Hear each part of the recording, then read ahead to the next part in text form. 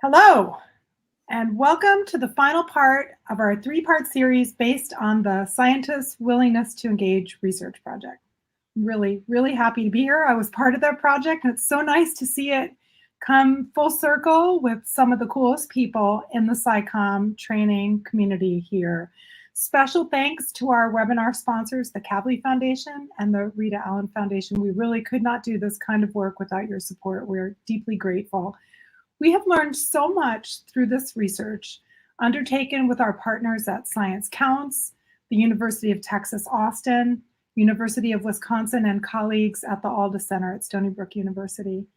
What we've learned is so much more, and there's still more to learn, about how scientists want to learn how to communicate about science and how they want to learn how to do that effectively. Today, we're going to have a conversation about how science communication trainers can use that new knowledge in their training programs based on experience of 4 different groups here. This should be a lot of fun, very lively and engaging, because we have a fabulous group of people who are colleagues and friends who I hold near and dear to my heart, and I miss seeing you in person, but at least we can do this today. So I'm so pleased to welcome you, and I'm going to introduce you briefly. We've got Mónica Feliú-Mójer, who's from Ciencia, Puerto Rico. She's the Director of Communications and Science Outreach. We've got, and she's iBiology's Director of Diversity and Communication Training. I like people with multiple titles. I have multiple titles myself. I don't know why, but there you go. Makes for a crazy business card, right, Mónica? We have Emily Cloyd, who is AAAS's Director for the Center for Public Engagement with Science and Technology. And then we've got Elyse Aurbach, who's the Director of University of Michigan's Center for Academic Innovation. Last but definitely not least, calling in from the West Coast, Amanda Stanley, Compass's Executive Director. And we also have here Nicole Leavey from the Alda Center, who's been involved in the research and entire process and is one of our fine faculty conducting trainings and designing them as well. I'm Laura Linenfeld. I'm Executive Director of the Allen Alda Center for Communicating Science at Stony Brook University. I'm also Dean of the School of Communication and Journalism and Vice Provost for Academic and Strategic Planning. What do you think? That's too many words. So just think of me as being in charge of the Alda Center for the purposes of today. Like I said, this should be fun and engaging. I want to get us started with a few questions. I'm going to direct a couple of questions to the panelists, and then I invite you to put questions into the comments feed, and those will get fed back to me after we go through a couple of rounds of my questions. I can't wait to dig in. All right, here we go, and we'll see who will take this first, but I want those of you representing such fine science communication training organizations to think about how do you encourage the scientists you train to seek opportunities to engage with others? How do you go about doing that? Mónica, why don't I throw it to you first? Go ahead.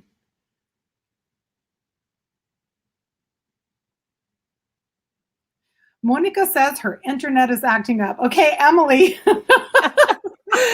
Take it. Yeah, so in our training programs, we start with a pre-survey before people even get to our workshops, and we ask them, what are you already doing? How much are you engaging? And then when they come into our workshops, part of what we do is we actually ask them to think about, what are you going to do after this workshop? And we ask them to think about, what can I do in the next week to improve my science communication or public engagement? What can I plan?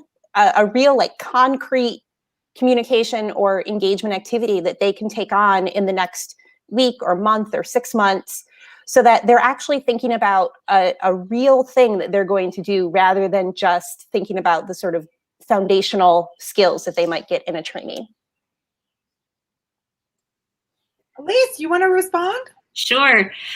So I think the major way that we build it in is that we actually build practice and creating an opportunity for engagement directly into our program. So my team runs the Public Engagement Faculty Fellowship Program for the University of Michigan, and there are 2 phases to it. One is an intensive capacity building exercise that lasts for 5 weeks, and then the second is a project support phase. And so the idea is that the training part is integrally tied to the development of a project or a project proposal that then receives funding and in-kind support to actually do the work. So we're very directly tying training to practice by actually creating the space and providing the resources to be able to do the work.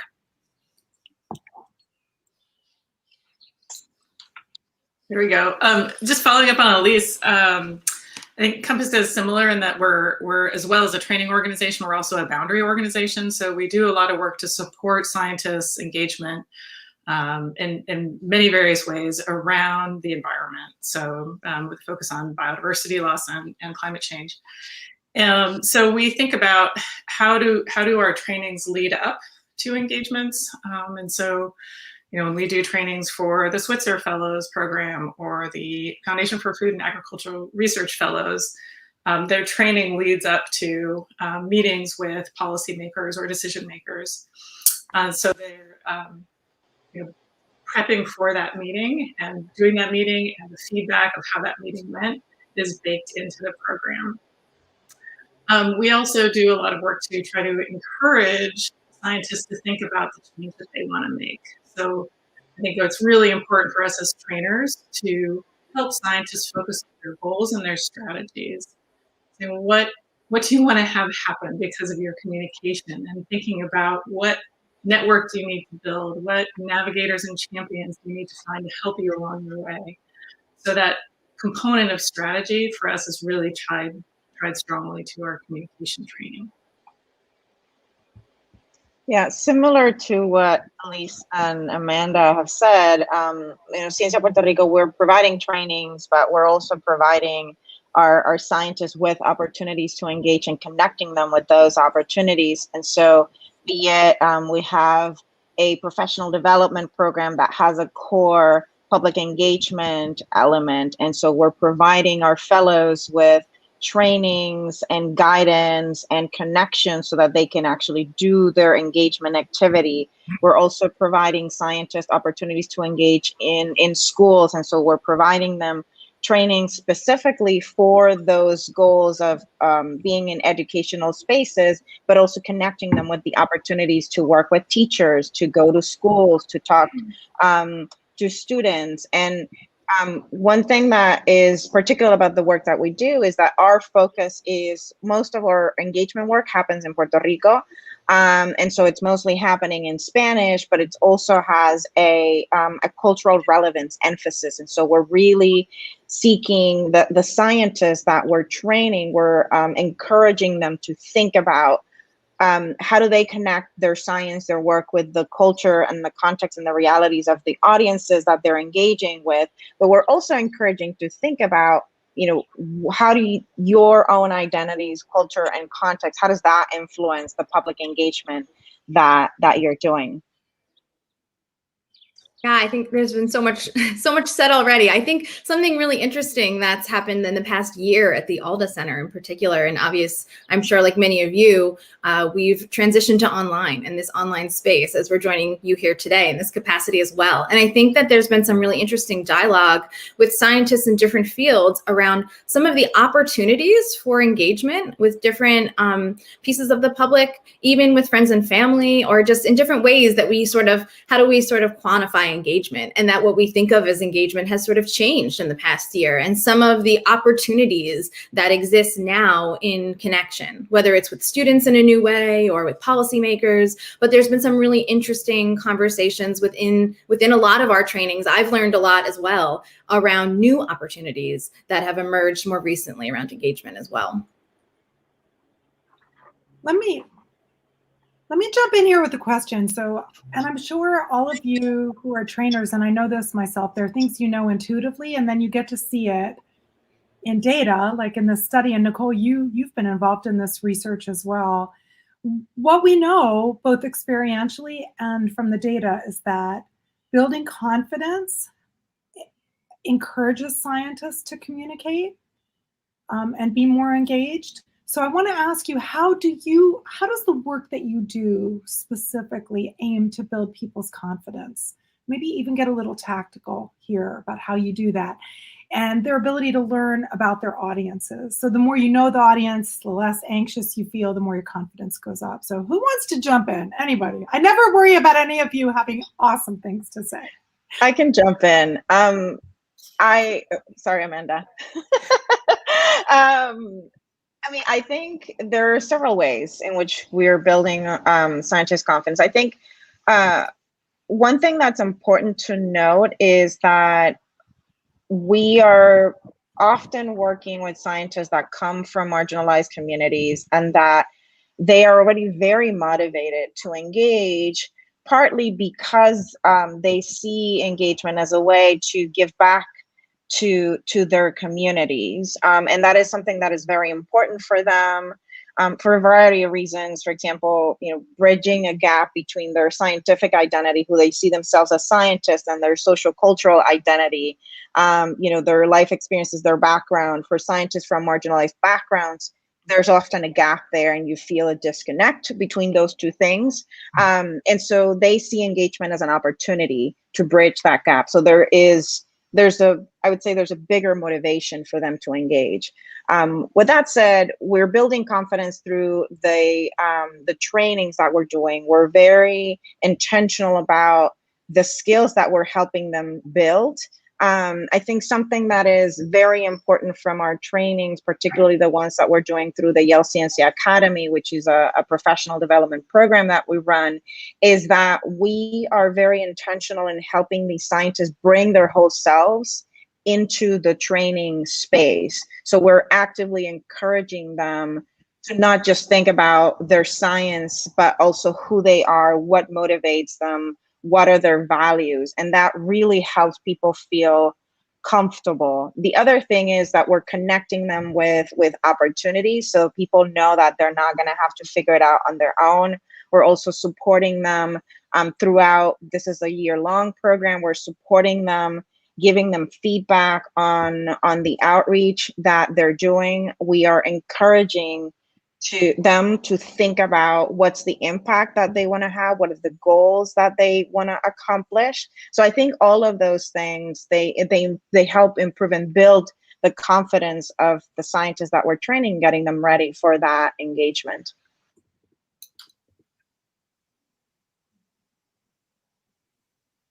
Wonderful. There's so many parallels, Monica. Every time I hear you talk, I think I want to just keep talking with you more.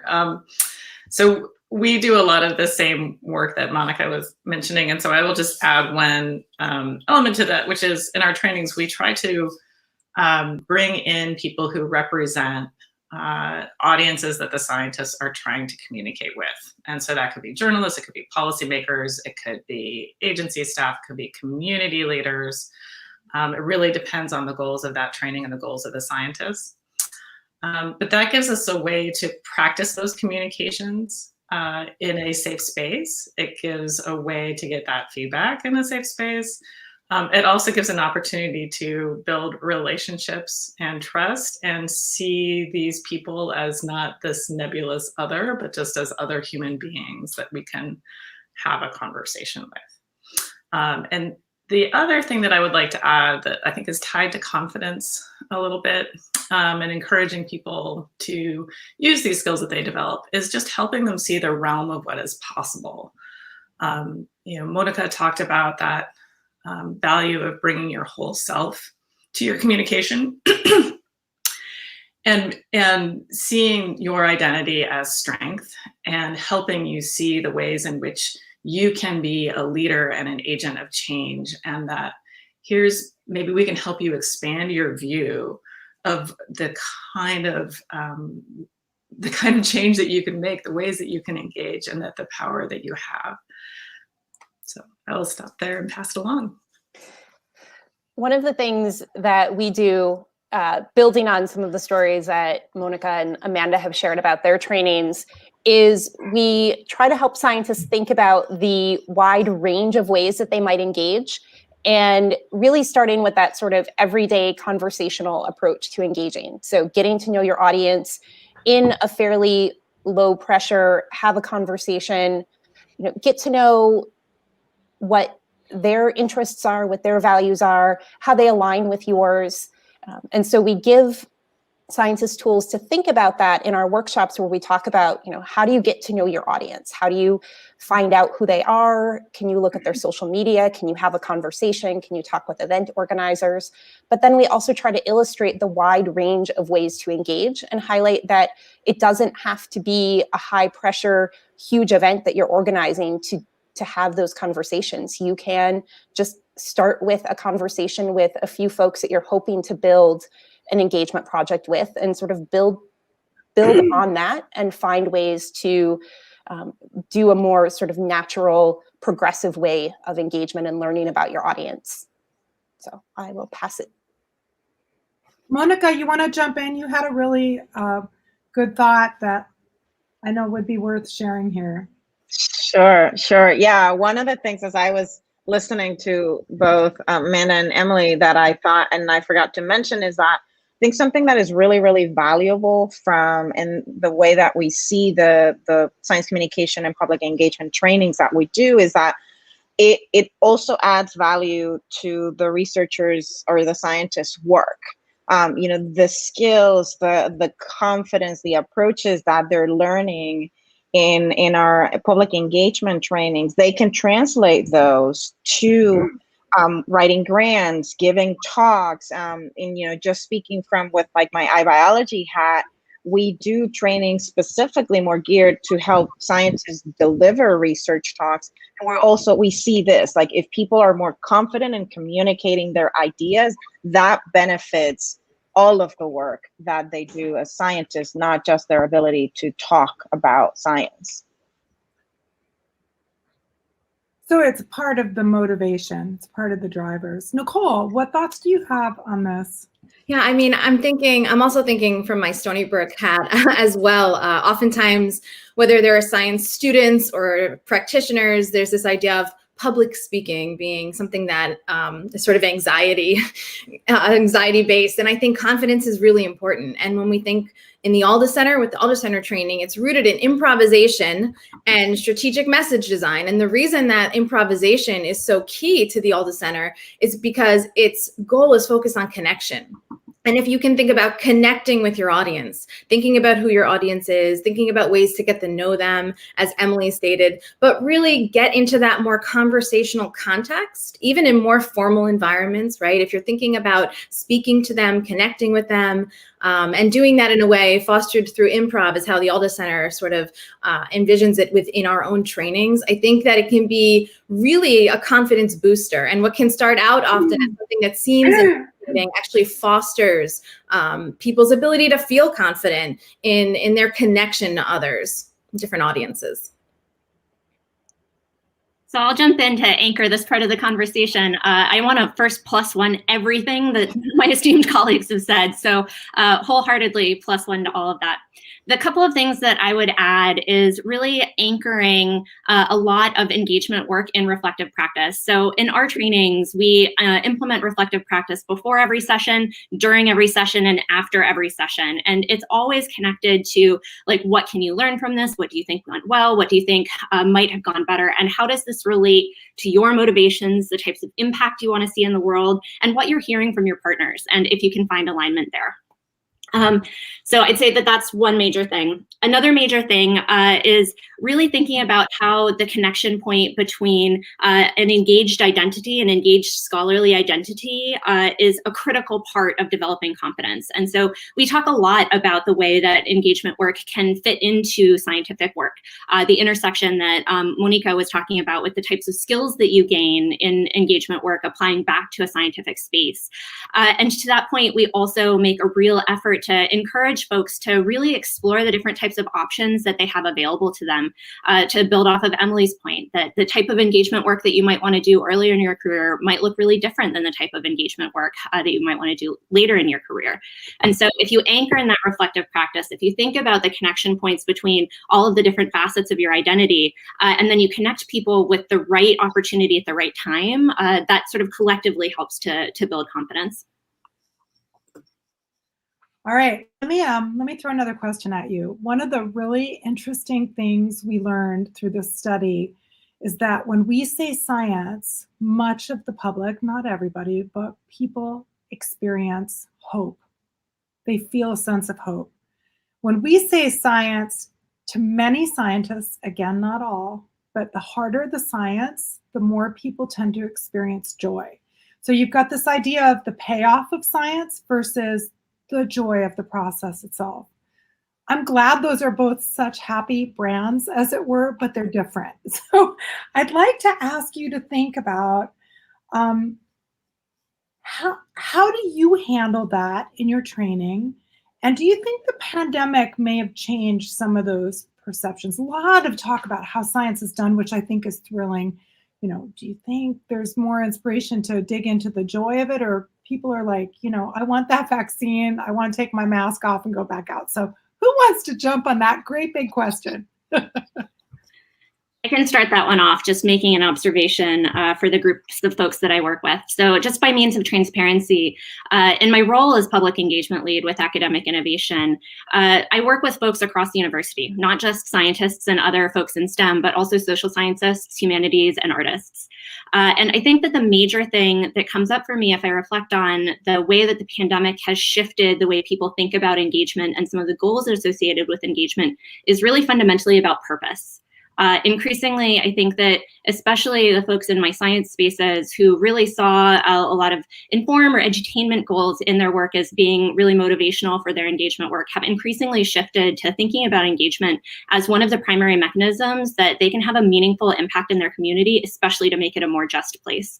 I think that the types of disparities, the types of disparate impacts that the pandemic has laid bare, the ones that have already existed but have just gotten worse and worse, have really galvanized a lot of people to think about engagement work from different lenses and with different types of goals. I can jump in following that. And, you know, at Compass, we've been working for more than 20 years on issues around the environment, on conservation and climate change. And, you know, these are issues where sometimes the scientists themselves are struggling to see some hope. You know, it's mixed bag, right? We have folks who focus on the optimism, and then there's people who get really down about the fate of the climate and biodiversity and all those things. So this has been something we've been struggling with a long time, is how you frame things. And one of the frames that's been really resonant for us and for a lot of the scientists that we work with is really around courage. So there is that hope and that joy, but the courage to get in there and do what needs to be done. And so it's the problem with a hope frame is that it's not necessarily tied to action. And so thinking about a frame that's around courage, it's linked to action. So that's, I will say that's been something that's resonated with us. And the other thing I will say that the joy in science is there, and it's wonderful. I will say for all of the scientists that we work with over this past year, sometimes that joy has been hard to find. Most of the scientists that we work with are on the tail end of burnout. They are past burnout, especially moms in science, and anyone from, you know, a marginalized identity, right? They are just so overworked and overstressed and running on fumes. And so, you know, thinking about it, I think it's going to be really important for the science community to think about how do we build a science culture that actually supports people and gives them the space to be innovative and creative and to do this work and to find the hope and the joy and the courage. I think we need a real transformation in our science culture. Yeah, building on what Amanda said about thinking about courage and really action is something that we try to do in our trainings, is help scientists think through what are the actions that you want to come out of your engagement? What actions do you want for the audiences you're engaging with, but also what actions do you want for yourself, for your own research, for the ways that you think about engagement and the activities that you plan into the future? And so right from the beginning of our workshop, we're helping them think about what those goals are and how they can make those goals something that is about action, and how to, even if their goals are things like to inform or to spread joy, how do you what does that lead to? How does that build on things like increasing participation in science training and, down the road, diversifying science and those sorts of things. So really helping them think about both that short-term and that long-term goal. But Laura, to your question about joy, and is there still some of that joy in science? One of the things that I come back to a lot is while we were in the midst of a pandemic, we had things like the rover that landed on Mars. And the amount of joy that you saw in the scientists who were in the control room, watching that come down and sending back pictures and, flying a little helicopter. And, these are things that we have never done before. And being able to share that joy and, have that be seen as a part of the scientific process is a really great way to just to see that the joy is still there, even when we are facing incredible challenges in the world. Yeah, I mean, I agree with all of that. I also feel like as a trainer in the room, be it virtual or in person, I'm inspired every time I'm, privy to being part of a training. And I feel that oftentimes, whether it's an hour or a few hours or a day together, there is this reconnection with the joy of what it is and why we all started on our different paths of discovery, right? And there's this reconnection with a sense of joy, which is always inspiring and hopeful to me, coming to the end of a training session with scientists. The other thing that I just want to mention is that I feel a sense of team. There's this coming together of a community. And yes, it happens in the training session. That's sort of, a wonderful byproduct of having an experience with each other. But I'm wondering also if it's sort of a reaction to the times we find ourselves in and this need to come together and look at science as a team sport, right? And think about how we can all support one another. There's higher stakes and things are stressful. And yet I'm hopeful because when I'm in the room and I'm able to witness and meet such wonderful, inspiring people, I feel that connection of joy. I think it is still there. And I feel a sense of team and community, which is really, really inspiring. Yeah, I mean, I'll be honest, we don't necessarily frame our trainings or the work that we do in terms of joy or hope.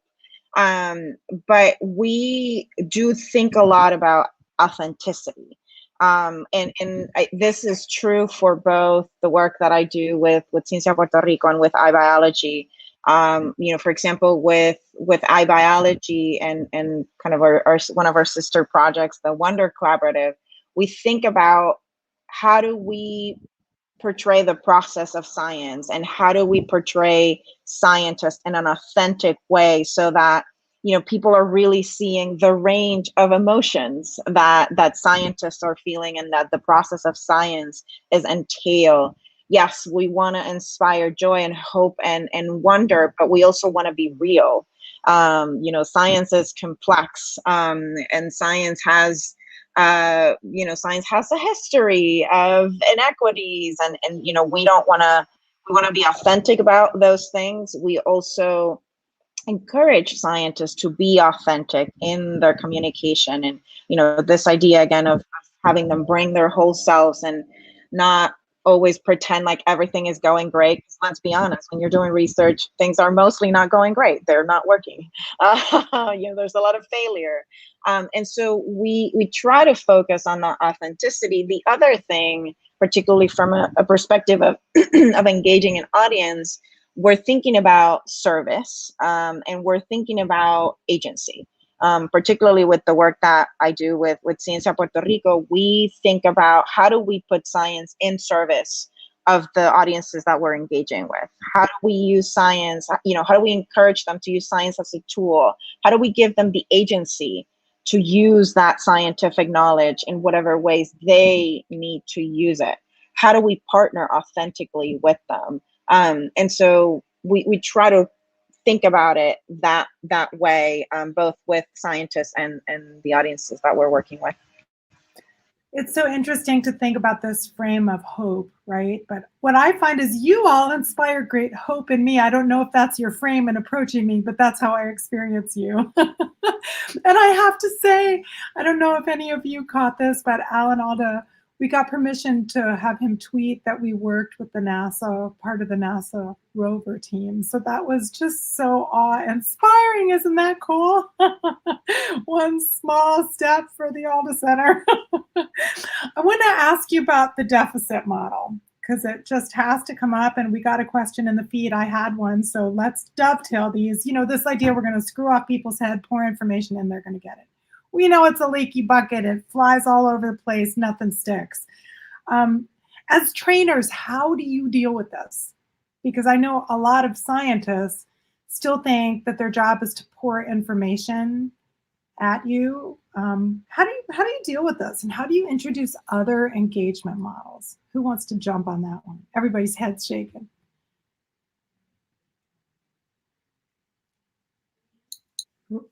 Here, I'll take that. So someday we will have one of these conversations, and we won't have to talk about the deficit model. Amen, sister. But you have to today. but for now, the zombie is still alive and shuffling around. So we approach this in our trainings by, of course, presenting some of the social science, and there's always that sort of bit of humor in the meta fact that we're trying to persuade scientists that the deficit model doesn't work by giving them information that the deficit model doesn't work. It's very circular and meta. Anyway, but I think that the thing that really makes this thing persist is that we're so uncomfortable as scientists with saying that our goals for our communication engagement are something other than informing the public. Because, if you get beyond that, then you start thinking about, okay, what is fundamentally the change that I want to make? And how do you go about doing that? It puts you in a space that can be uncomfortable for scientists who are used to perhaps a bit more standing on the sidelines, and that whole notion of scientists being unbiased or whatever that everybody knows is not true, right? Science is political and always has been. So I think just working with scientists and helping them think through their goals and how they achieve those goals. And then you get into the tactics of, if I am talking with somebody and I'm communicating with them, I'm engaging with them, like, how do you actually reach and connect people? And we provide them with alternatives, around listening and empathy, the authenticity that Mónica was talking about, all of those things to get past this thinking of just dumping facts on people. Everybody knows it doesn't work. Yeah, +1 to what Amanda said. I think we approach this, we do a lot of reflective work. We really encourage folks to think about intentionally, like, what are their goals? And, we tell them it is okay to have different goals. Like, it's okay if what you think you want to do is convince somebody of something, that's fine. If you want to, like, persuasion is not necessarily a bad thing. And so we do a lot of reflective work in terms of, getting people to define their audience, their goals, their message, thinking about identities and backgrounds and culture and context. We honestly, what we try to do is we try to deconstruct and have them unlearn the things that they've learned. I think scientists, we are used to presenting data and data being often enough to convince others of our points of view. And so the very first thing we do is like that, toss it. It's not true. And it's not true for most people anyway, really, but it's certainly not true when you're engaging with non-scientists. And so we really pound on this idea of, from the social sciences, the social sciences research, the science of science communication research, like people's culture, values, beliefs, they influence how they perceive, understand, and value science. And people are often not making decisions solely based on data. Often data is not the first thing that they're considering. Like last night, I went to dinner with a friend and we were talking with the owner of the restaurant. And she was telling us that her mother, who is a retired medical technologist, does not want to get vaccinated against COVID. And she was like, I don't get it. Like she was a medical professional. Like she was in the medical field. And I was telling her, well, it's an emotional thing. It's probably she doesn't trust the vaccine. She has fears. And so understanding that, I think it's, for us, it's been fundamental to help scientists understand this, and present case studies and helping them reflect on how this looks in their own experience for them, for it to click. Like, oh yes, like just giving people information, this deficit model does not work. Even though I've been told that it does, and it's what I've been maybe trained to do, it should die. It should go away forever, please. So wholeheartedly, again, +1 to everything that was just said. I think that there are a couple of things that I would add. One thing that I would add is actually parroting a quote that Laura made a couple of years ago at AAAS when she was quoting Alan Alda, which is that communication is the willingness to let the other person change you. And when I first heard that, that really hit me in the gut, because like it's really trying to think about like how you open yourself up for being willing to learn, how you are actively and authentically being humble in a moment to recognize that you probably don't have all of the answers, even if you have many, many, many years of education. So that's one thing, is to like really shift the frame about what communication is. And one of the single biggest tactics that we rely on to really help shift that frame is to stop thinking about audiences as having needs and starting to thinking about audiences as having assets. How can you think about the strengths that an audience is bringing to bear? How can you think about what they are already really good at? And how can you find connection points with that to build on? If you can really recognize and appreciate what somebody's strengths are, then you're entering a conversation from more of a respect perspective rather than from the perspective of you have a need that I may or may not be able to articulate, and I'm going to tell you what that is and how to fix it. It's fundamentally about respect. Yeah, and I wholeheartedly agree, Elyse. There is something, you know, inherently about the deficit model saying you are uninformed and I am going to gift you with my knowledge, right? And that doesn't play well with most people, right? But the other thing that I want to say is whenever anybody says that their goal, you know, is around providing people with information in some way, shape, or form, the question I always ask is, what do you want them to do with that information? And that is because giving someone information is not a communication or engagement goal or objective. It is a tactic. It doesn't really fundamentally belong in our list of science communication goals, just informing the public. It's like, at the end of the day, what do you want them to do with that knowledge? That is what we need to get to. And we have to be comfortable of saying what we want people to do with the information that we might have. And to Elyse's point, we have to be open to saying what information does the public have that can help us solve this fundamental problem that we think we have information that can address. So I think if we can get to the point of solving the ultimate problem, like we don't want to just inform people about vaccine safety. We want people to, you know, get their shot. Well, if the ultimate goal is getting people to take the shot, science may have something to contribute to that. But there's a lot of experiential knowledge in communities about how to make those changes. And so if we open ourselves up to what the ultimate goal is, we're going to be much, much more effective at achieving that goal. Yeah, I mean, I agree with everything shared. The other thing I'll offer is that it's not always easy to get someone to give up on this deficit model thinking, because it's sort of ingrained in the way that we've been taught of how to think about science, write science. You know, there's this need to want to share information. And something that I can share specifically about the Alda Center and what we do is we have a tool that we use in a lot of our trainings, and I'm drawn to one specific cue in this tool, which I think is really powerful, which is the prompt of, why might this matter to my audience? And we spend a little bit of time digging through this because at this point we've asked the scientists to already identify the audience. So everyone's always already identified, right? Who are they? What we know about them, what we don't know.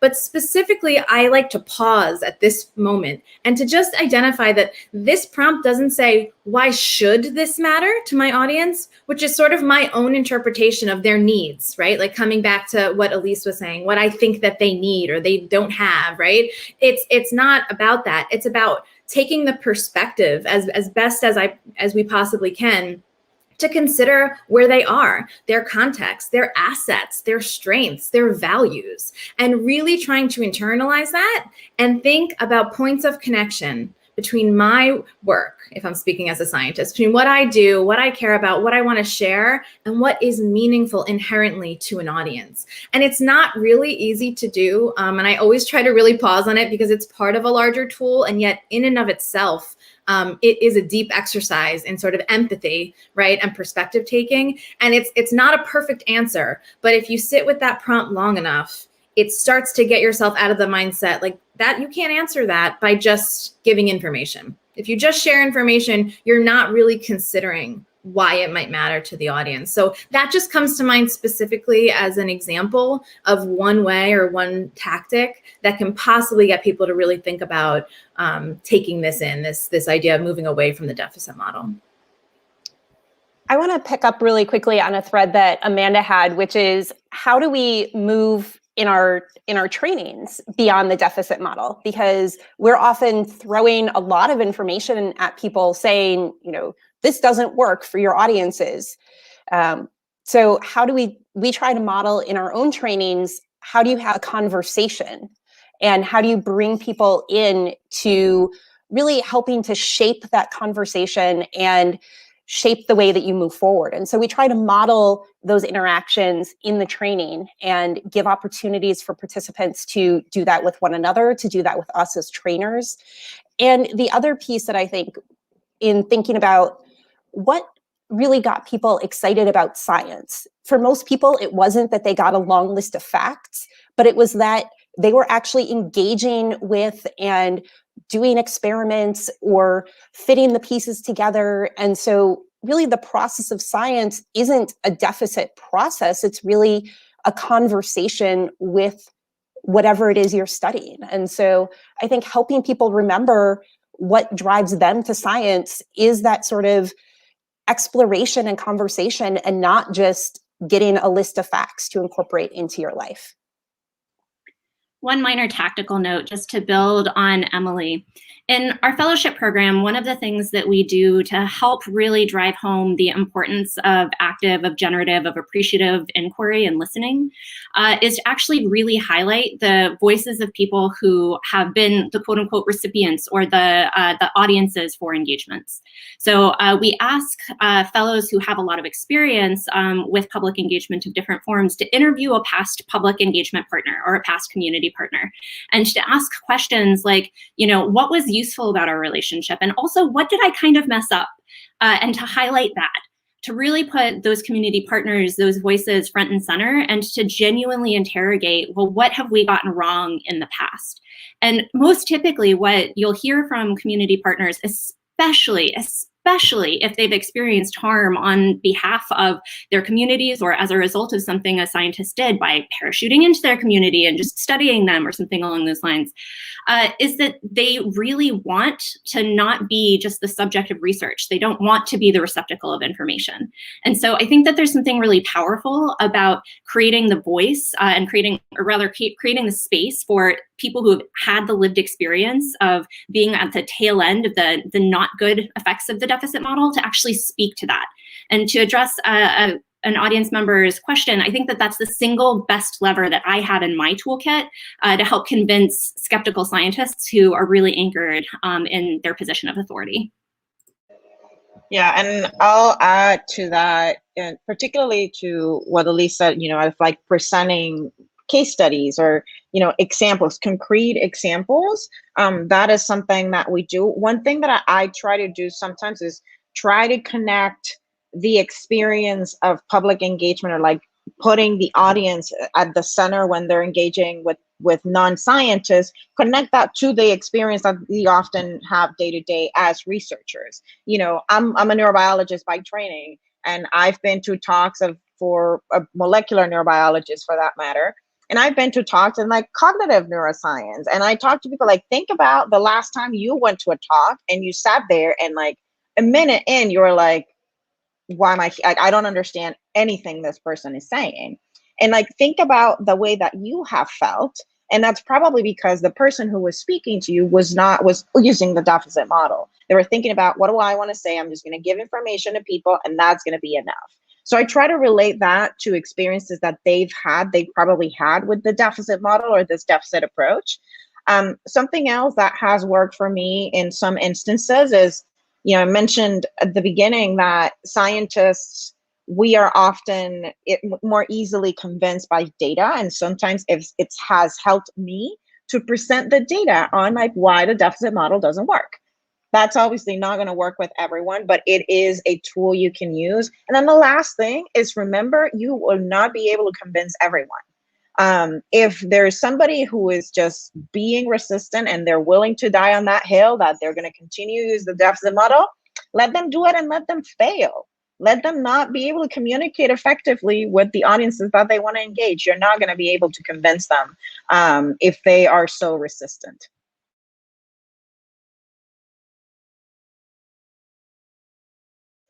Laura, you're muted. It's happened. You started talking and you're muted.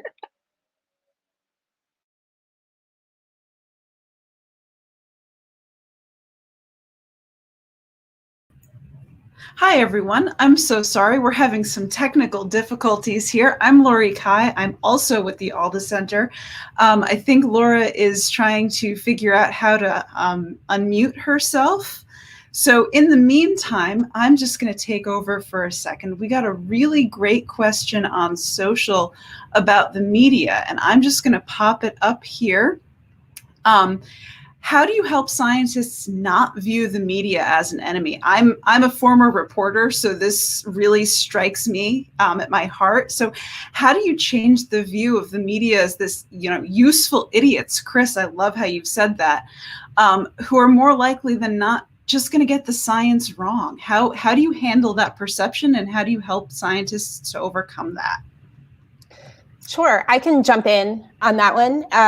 So we have a training that focuses specifically on interacting with the media, but in that training and in all of our trainings, we encourage our trainees to think about journalists as an audience of themselves and how you sort of build relationships with and intersect your own goals with the goals that the journalists might have about telling a good story.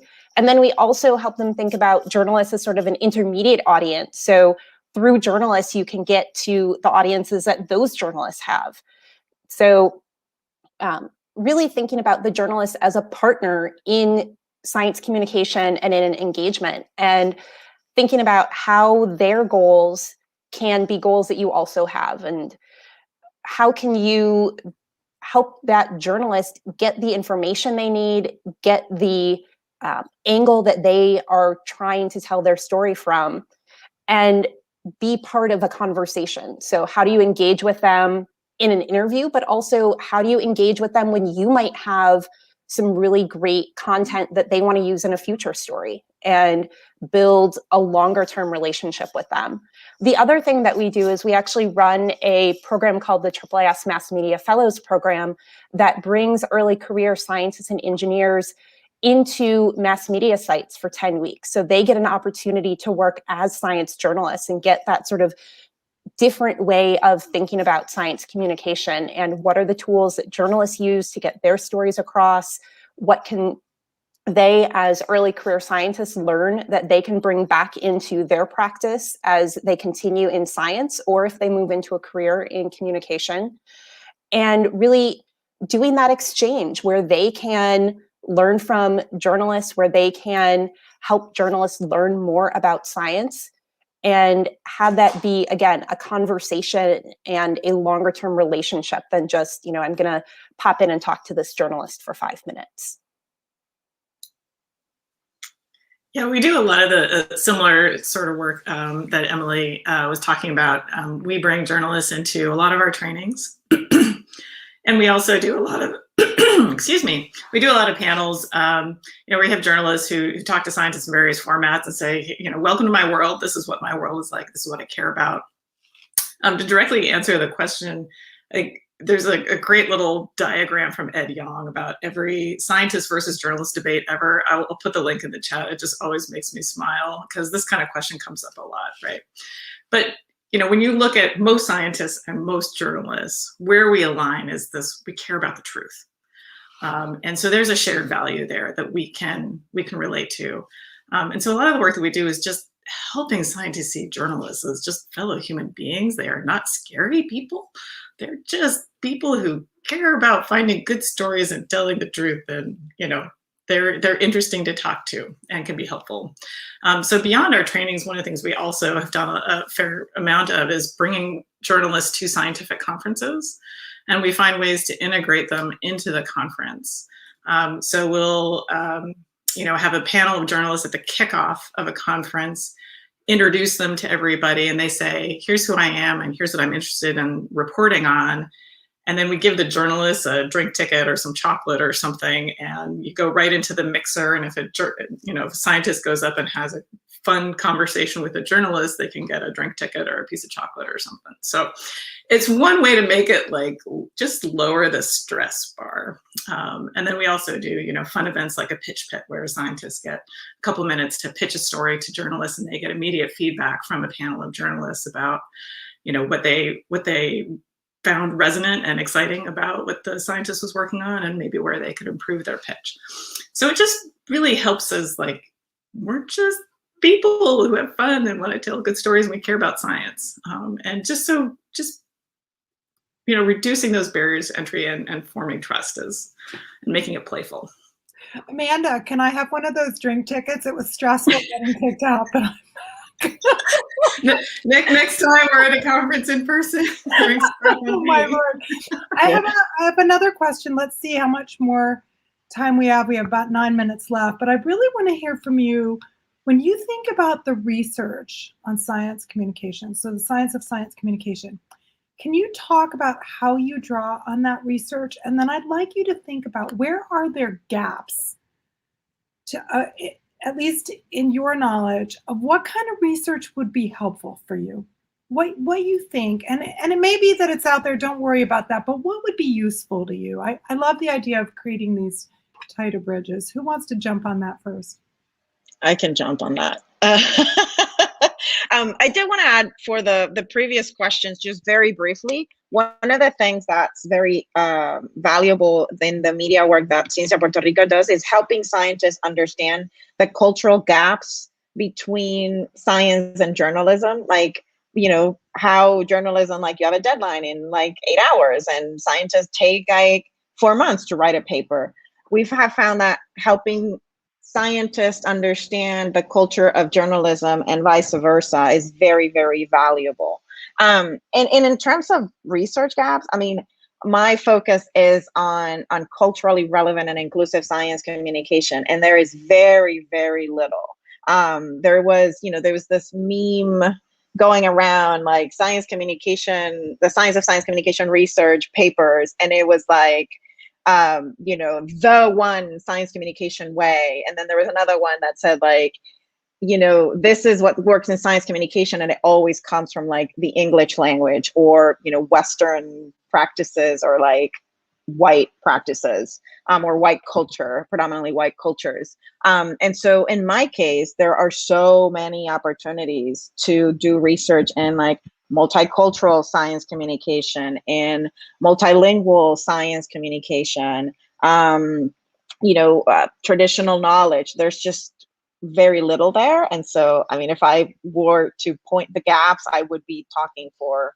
an hour. So I'm going to shut up now. Again, +1 to Mónica. I think partly as a function of where I sit, since I work with scholars across the University of Michigan.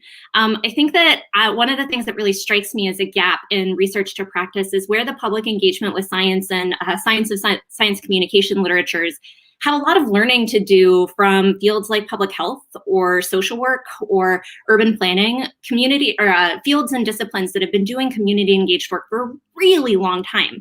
And those literatures exist effectively in separate silos than the science communication literature. And because of that, I think that the biggest gap that we really focus on filling in our research to practice space is thinking about integration and synthesis and interdisciplinarity. And so one example of that is that my team actually developed a piece of scholarship that we are putting into practice in our training to really characterize similarities and differences across all forms of engaged work. And this is related to conversations that have been happening across our field for quite a long time, but it's that focus on integrating what we already know in addition to identifying gaps like multiculturalism and multilingualism that Mónica highlighted that I really like to think about and focus on.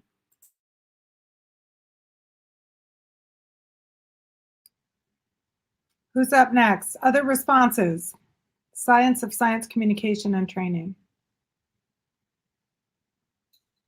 I can jump in. I mean, all of our work, we try to ground it, right, on research. And I say beyond science of science communication, there's just, research into communications, period, not necessarily tied to science. There's a lot of great work on, science policy interface that we draw on.